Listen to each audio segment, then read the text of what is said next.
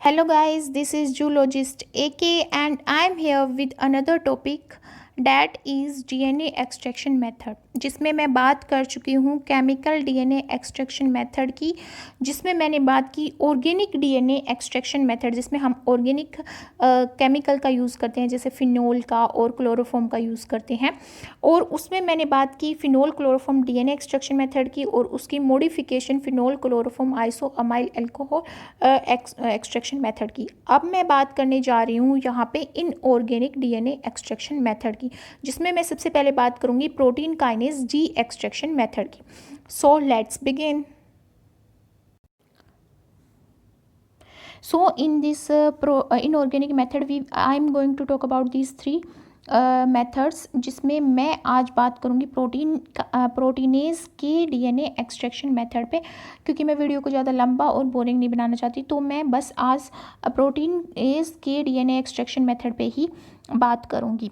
ये जो मेथड है ये आज की डेट तक अपना बेस्ट मेथड है डीएनए एक्सट्रैक्शन का, क्योंकि ये एक्यूरेट है, रिलायबल है, फास्ट मेथड है और इसको एंजाइमेटिक मेथड भी बोला जाता है डीएनए एक्सट्रैक्शन का, क्योंकि इसमें इंपॉर्टेंट रोल किसका है, प्रोटीनेज के एंजाइम का।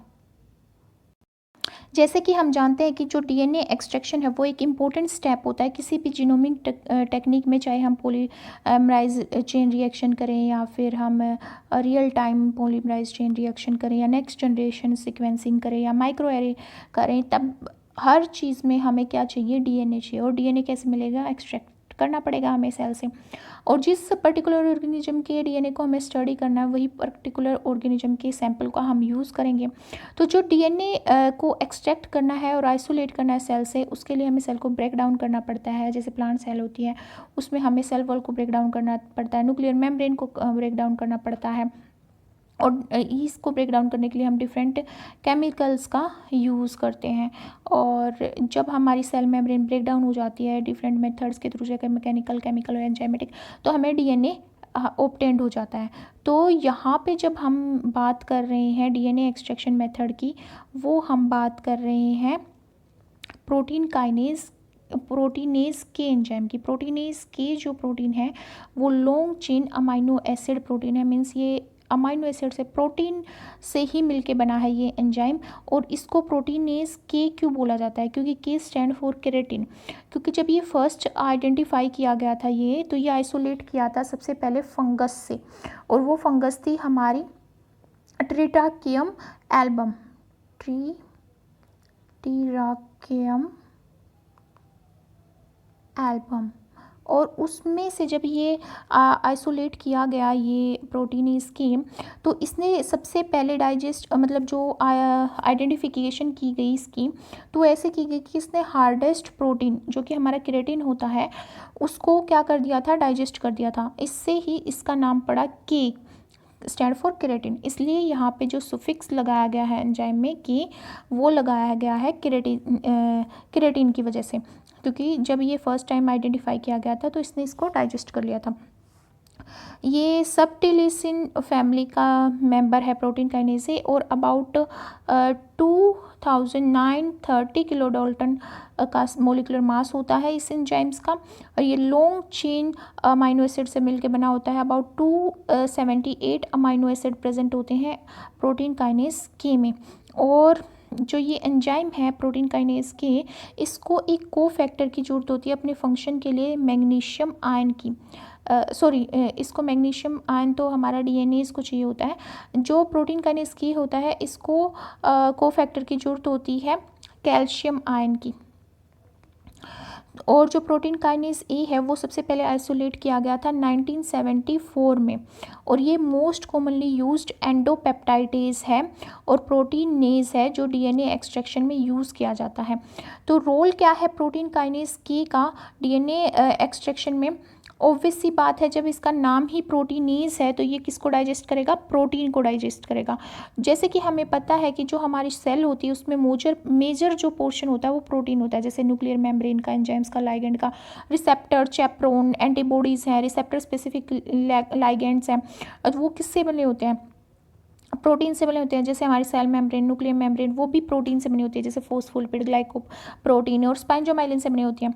तो बहुत सारे मॉलिक्यूल हैं सेल में जो किससे बने होते हैं, प्रोटीन से बने होते हैं। तो जो प्रोटीन काइनेज के है वो क्या करता है, वो डाइजेस्ट कर देता है प्रोटीन पोर्शन को इन मॉलिक्यूल्स के, जो डीएनए के साथ एसोसिएट होते हैं, और जो protein long chain amino acid के बने होते हैं। और जो इंट्रैक्शन है इसका प्रोटीनेज के साथ, प्रोटीन्स का और अमाइनो एसिड का जो सेल में प्रेजेंट होते हैं, वो होता है हाइड्रोफिलिक नेचर पे डिपेंड करके और हाइड्रोफोबिक नेचर पे डिपेंड करके। क्योंकि जैसे कि हमें पता है कि हाइड्रोफिलिक क्या होते हैं, वाटर अट्रैक्टेंट, और हाइड्रोफोबिक होते हैं वाटर रिपेलिंग।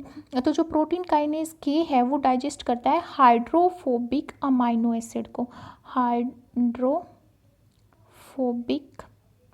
अमाइनो एसिड को, और ये डाइजेस्ट करता है एरोमेटिक और एलिफेटिक दोनों ही कंपाउंड्स को। इसमें जैसे कि मैंने बोला कि कैल्शियम जो है इसमें कोफैक्टर का काम करता है। तो जो कैल्शियम है वो प्रोटीनेज जो कि है इसकी स्टेबिलिटी को इंक्रीज़ करता है, जो यहाँ पे शो किया गया है, पॉलीपेप्टाइड चेन शो की गई है यहाँ पे। जब प्रोटीनेज की एक्ट करता है तो इसको अमाइनो एसिड में ब्रेक डाउन कर रहा है। अमाइनो एसिड का स्ट्रक्चर है जैसे कि हमें पता है, और यहाँ पे एरोमेटिक ग्रुप या एलिफेटिक ग्रुप हो सकता है। और यहाँ पे हमारा डीएनए जो था, डीएनए में जो भी पॉलीपेप्टाइड चेन थी वो उसने डाइजेस्ट कर लिया, जिसकी वजह से हमारा डीएनए जो है वो प्योरीफाई हो गया। बस एक कंटामिनेशन बची है जिसको हम फर्दर रिमूव कर देंगे। तो यहाँ पे प्रोटीन काइनेज क्या कर रहा है, डाइजेस्ट कर रहा है प्रोटीन का।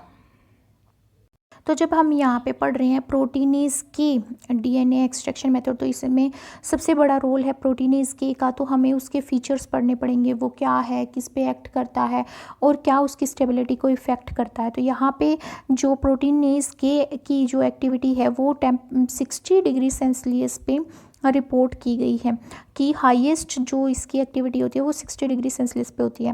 पर जो टेम्परेचर की रेंज है वो 37 टू 70 डिग्री के बीच में ही होनी चाहिए।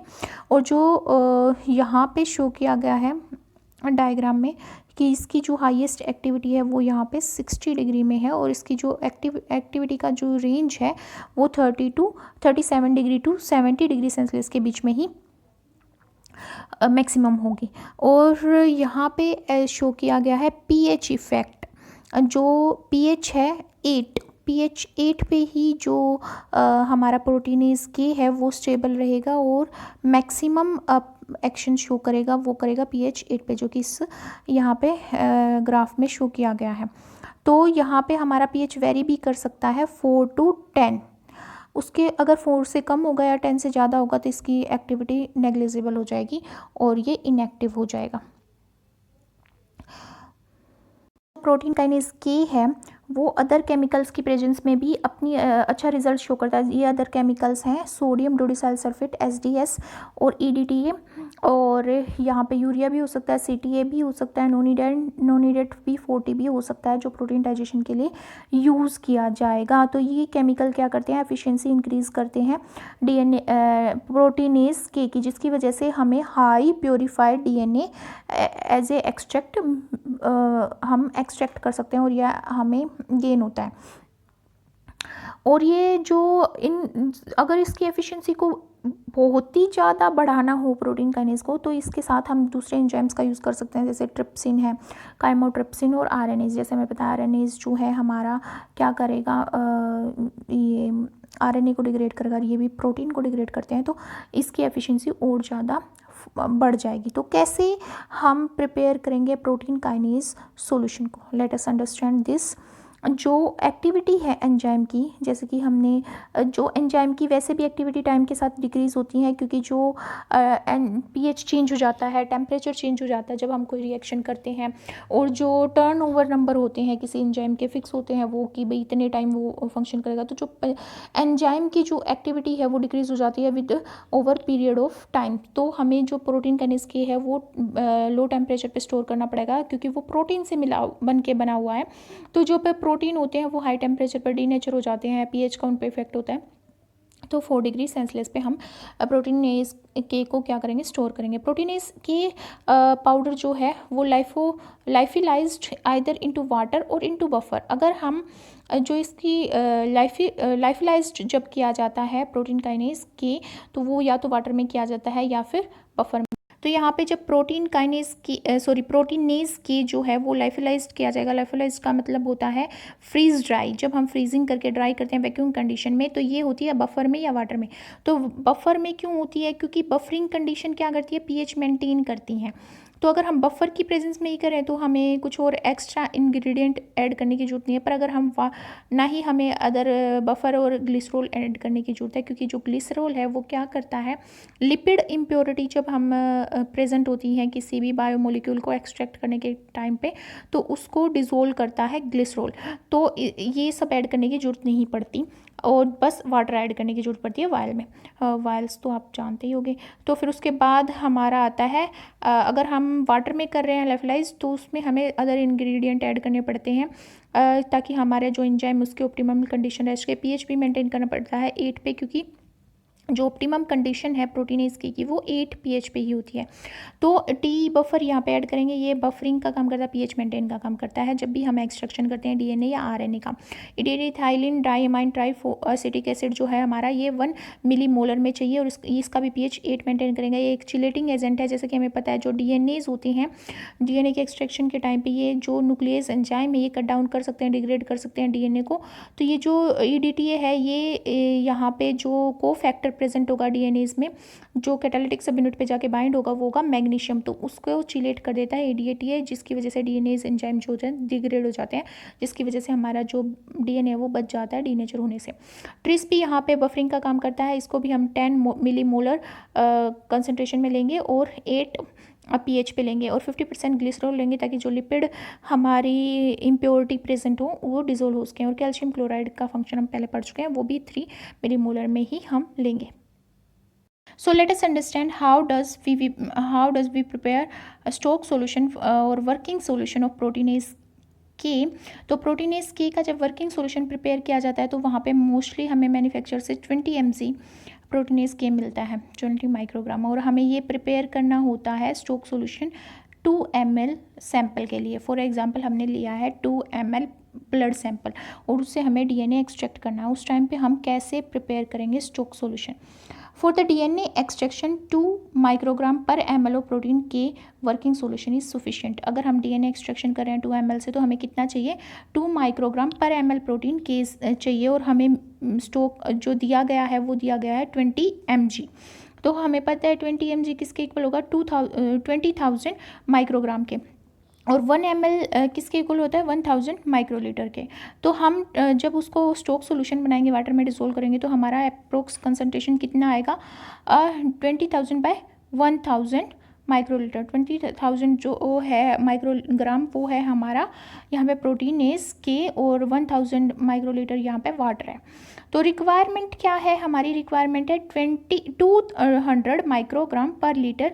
ये किसके लिए है, 2 ml ब्लड सैंपल के लिए। कि जब हम 2 ml ब्लड सैंपल ले रहे हैं तब हम एक्सट्रैक्शन करेंगे, तो हमें इतना स्टोक सॉल्यूशन चाहिएगा प्रोटीनेज के का।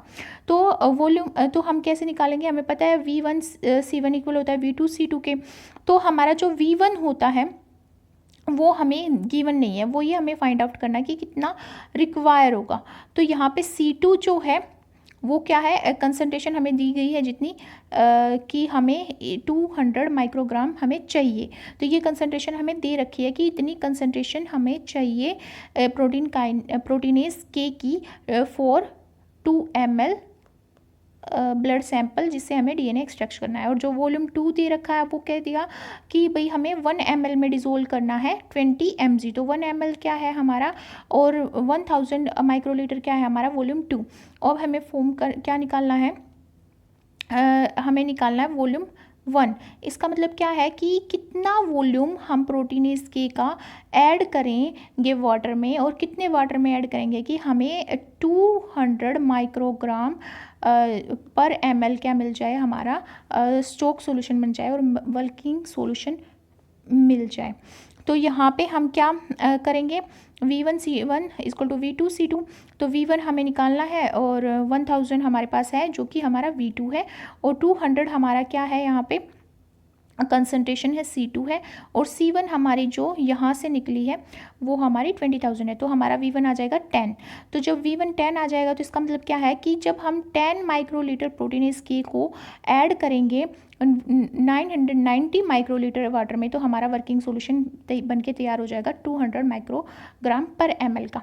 और हम यहाँ पे 1 माइक्रोलीटर डायरेक्टली भी यूज़ कर सकते हैं। ये है हमारा कैलकुलेशन। जब हम निकालेंगे वॉल्यूम कि कितना हमें ऐड करना पड़ेगा प्रोटीनेज के को, कितने वाटर में ऐड करना पड़ेगा, जब हम ले रहे हैं यहाँ पे 2 ml blood sample.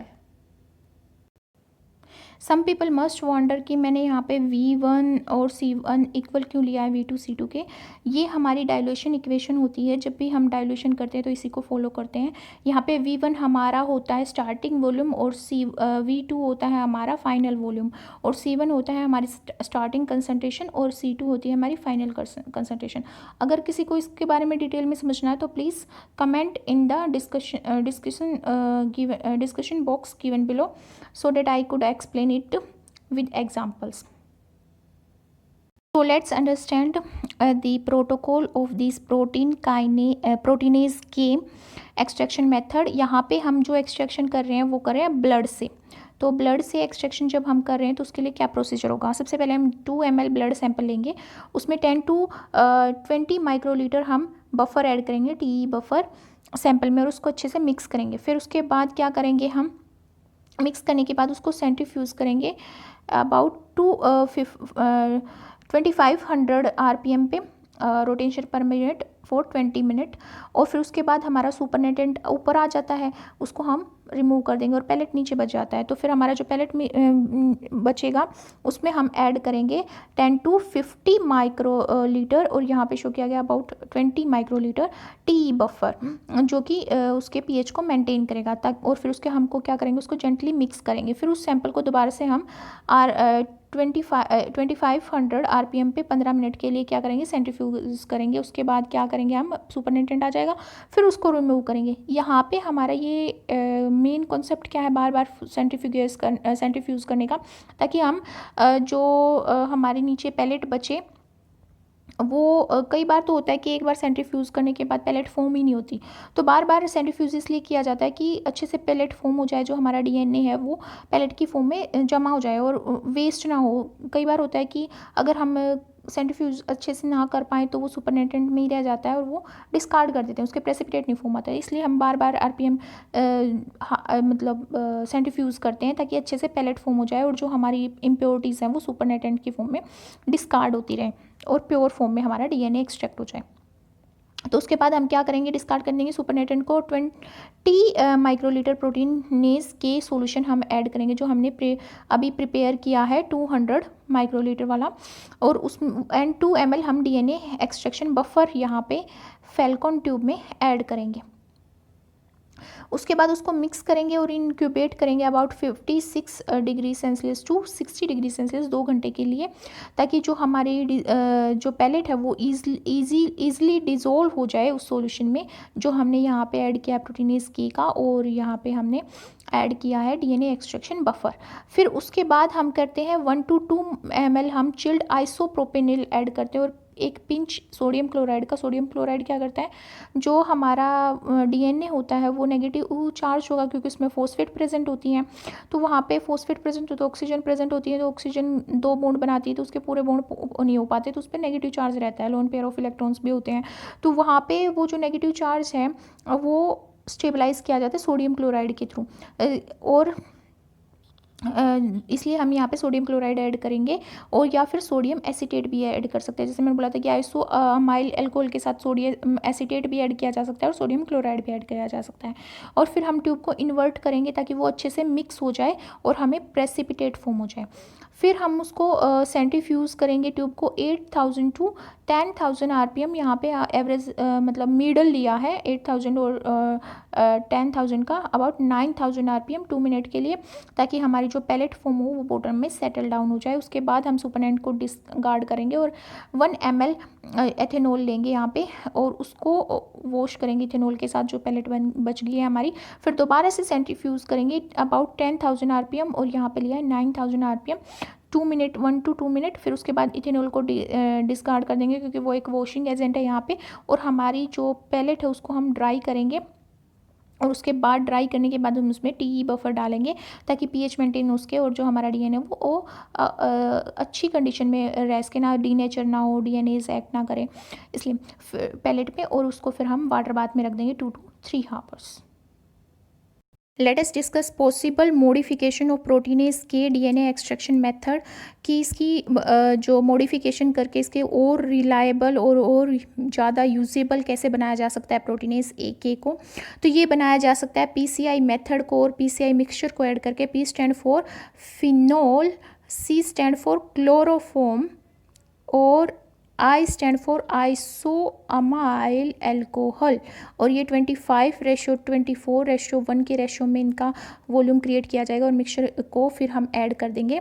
Same procedure follow होगा जो कि मैंने पीछे डिस्कस किया। 2 ml हमारा ब्लड होगा, 20 माइक्रोलीटर टी बफर ऐड किया जाएगा, सेंट्रीफ्यूज किया जाएगा 2500 आरपीएम में और 20 मिनट के लिए। उसके बाद पैलेट फॉर्म होगी 20 माइक्रोलीटर टी बफर, उसमें हम पहले ऐड करेंगे प्रोटीनेज फिर उसके बाद टी बफर के बाद हम 2 ml पीसीआई को ऐड करेंगे, फिर सेंट्रीफ्यूज करेंगे 15 मिनट के बाद। फिर पैलेट फॉर्म होगी, 20 माइक्रोलीटर प्रोटीनेज के ऐड किया जाएगा, 20 ml DNA extraction buffer add किया जाएगा। फिर 56 degree Celsius to 60 degree Celsius 1 to 2 hour के लिए रखा जाएगा। फिर उसके बाद चिल किया जाएगा। Chilled isoamyl alcohol plus sodium chloride या सोडियम एसीटेट यहाँ पे ऐड किया जाएगा और उसके बाद सेंट्रीफ्यूज किया जाएगा 9000 आरपीएम में 2 मिनट के लिए। फिर वॉश किया जाएगा इथेनॉल से, फिर डिजोल्व किया जाएगा टी बफर में, उसको रख दिया जाएगा। तो यहाँ पे सेम प्रोसीजर फॉलो हो रहा है जो उसमें हो रहा था, पर एक एडिशनल स्टेप यहाँ पे ऐड हो गया कि यहाँ पे टी बफर जब ऐड होता है उसी टाइम पे 2 ml जो है पीसीआई जो सोल्यूशन है मिक्सचर जो क्रिएट किया जाता है 25:24 और 1 रेशो में, उस मिक्सचर से 2 ml लिया जाता है और इसमें ऐड कर दिया जाता है ताकि इसकी एफिशिएंसी, इसकी reliability proteinase K DNA extraction method की इंक्रीज की जाए। फिर उसके बाद सीटीएबी भी यूज़ किया जा सकता है। CTB acetyl try ammonium bromide जो है ये यूज़ किया जाता है 1 ml, सेम स्टेप में यूज़ करते हैं इसको भी, जिसमें हम पीसीआई को यूज़ करते हैं। और आरएनएस और टीएबी मिक्सचर को भी हम यूज़ करते हैं। आरएनएस टी और सीटीएबी मिक्सचर को हम तब यूज़ करते हैं जब हम प्लांट सेल से डीएनए एक्सट्रैक्शन करते हैं। So this is the modification, same step follow होंगे, बस एक स्टेप में एक एडिशनल मिक्स सॉल्यूशन और ऐड हो जाएगा, वो होगा 2 ml पीसीआई का। जब हम पीसीआई एक्सटेंशन कर रहे हैं, मॉडिफिकेशन कर रहे हैं, जब सीटीएबी कर रहे हैं तो 1 ml सीटीएबी सॉल्यूशन ऐड हो जाएगा।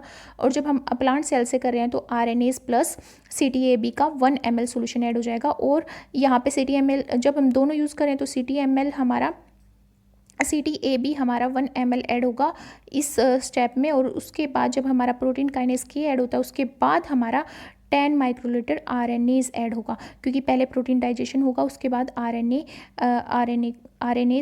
को डिग्रेड करेगा, क्योंकि आरएनए भी बाउंड होता है बहुत सारे प्रोटीन्स के साथ। Now what are the under applications of proteinase K DNA extraction method. ये हमारी फर्स्ट चॉइस होती है जब हम जीनोमिक डीएनए एक्सट्रैक्शन करते हैं माइक्रो एरे के लिए या जीनोमिक सीक्वेंसिंग के लिए, पीसीआर के लिए, क्योंकि ये रिलायबल जो मेथड है और इससे हमें एफिशिएंट अमाउंट में डीएनए मिल जाता है। DNA obtain from the proteinase के मेथड हाईली प्योर होता है क्योंकि इसमें हम डिफरेंट एंजाइम यूज़ कर रहे हैं। फॉर एग्जाम्पल इसी में लगा लो मॉडिफिकेशन करके अगर हम यूज़ करते हैं तो यहाँ पे आरएनएज भी यूज़ कर रहे हैं, सीटीएबी भी यूज़ कर रहे हैं और पीसीआई भी यूज़ कर रहे हैं। तो ये मॉडिफिकेशन के थ्रू ये कितना रिलायबल हो जाएगा और डिफरेंट एंजाइम भी यूज़ कर सकते हैं लाइक ट्रिप्सिन और काइमोट्रिप्सिन वगैरह। तो ये क्या है, हाईली प्योर फॉर्म देगा हमें डीएनए की, क्योंकि उसमें कोई भी कंटामिनेशन प्रेजेंट नहीं होगा। ग्लिसरॉल भी हम इसमें यूज़ करते हैं तो लिपिड भी प्रेजेंट नहीं होगा, हमारा प्रोटीन भी प्रेजेंट नहीं होगा, क्योंकि हम प्रोटीनेज की फॉर्म में को लेके कर रहे हैं इस डीएनए एक्सट्रैक्शन मेथड को, और आरएनएज को लेके कर रहे हैं, जिसकी वजह से हमारा आरएनए भी प्रेजेंट नहीं होगा, तो हाईली प्योर होगा एंड क्वांटिटी है जो वो भी गुड क्वांटिटी में हम एक्सट्रैक्ट कर पाएंगे डीएनए को। इट इज़ क्यों कर पाएंगे, क्योंकि मल्टीपल सेंट्रीफ्यूगेशन हो रही है, तो हम सुपरनेटेंट में हम अपने डीएनए को लॉस नहीं करेंगे और वो पैलेट की फॉर्म में फॉर्म हो जाएगा, इसलिए हम गुड क्वांटिटी में डीएनए को भी क्या करेंगे, एक्सट्रैक्ट कर सकते हैं। It is also used in mRNA extraction, ये इफेक्टिव होता है डीएक्टिवेट करने के लिए डीएनएस और आरएनएस को।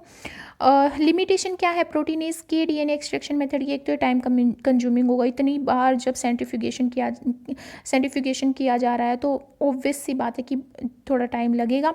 और ये प्रोटीनेज के इटसेल्फ एक लिमिटेशन है, क्योंकि जो प्रोटीनेज के होता है वो प्रोटीन से मिलके बना होता है, जो टेम्परेचर पे भी नेचर हो जाता है प्रोटीन हमारा, और पीएच चेंज होने पे भी हो जाता है, इसलिए इसको स्टेबल रखना और इसको ऑप्टिमम कंडीशन में रखना बहुत ही ज़रूरी है प्रोटीनेज के को। तो जो सेल्फ टाइम है प्रोटीनेज के का वो ऑब्वियसली बहुत ही कम होगा, क्योंकि ये प्रोटीन से मिलके बना है ये एंजाइम।